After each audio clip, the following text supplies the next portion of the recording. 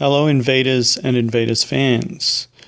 Recently in the group chat we've been talking about some fielding, so I thought I'd put up a little bit of a video to show you what's expected of you in the field.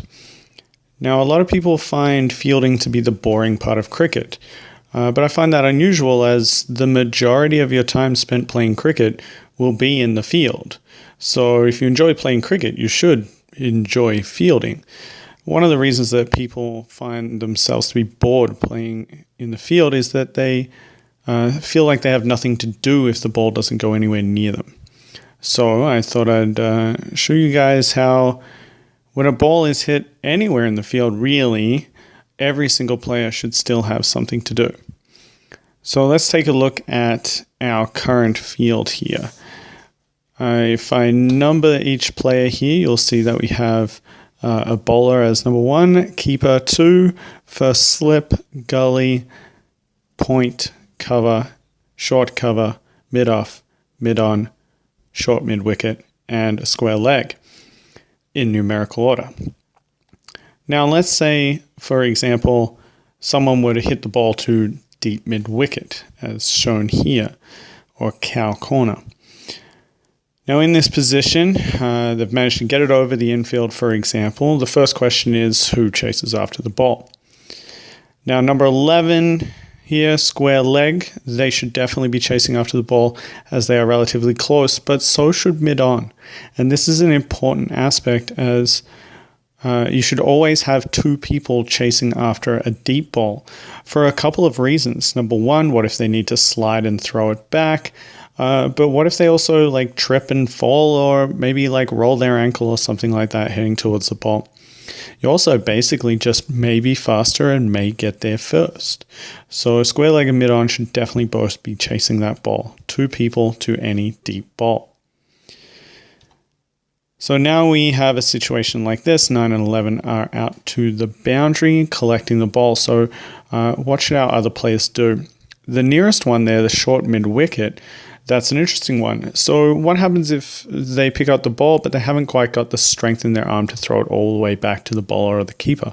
If that's the case, then it's actually faster to have 2 fast flat relay throws.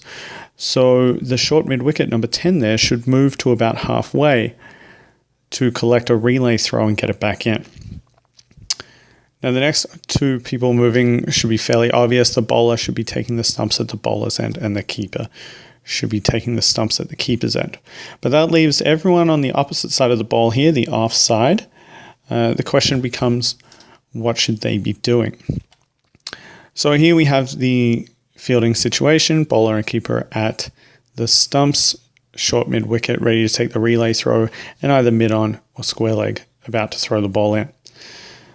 Now, let's take a look at the keeper's side first. The first movement by slip should actually be not to back up the keeper, but actually to be wary of an errant throw.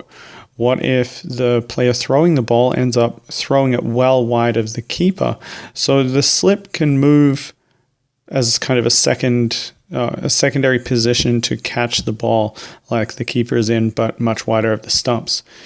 But point should move across behind gully so that the 2 are lined up, ready to back each other up. You should always have 2 people backing up the keeper or the bowler, as what happens if the first person misses the ball, right? You need to have as many people behind there as you can.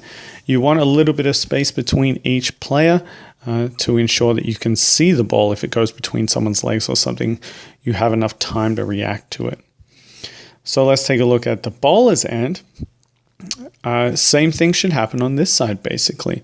So the mid-off can move to a position where it can handle an errant throw, while cover moves across behind short cover to line up ready to take ready to back up the short cover if they miss it. So here we should end up with this position here. 2 people collecting the deep ball, someone short for a relay, 2 people one person taking each stump, a person ready for an errant throw, and 2 people backing up the stumps. Now, in that position, almost all of the players, basically all of the players, have had to move into position. So all on every ball should be active and thinking about what do I have to do this ball to help the team out, because there is always a role in the field for you.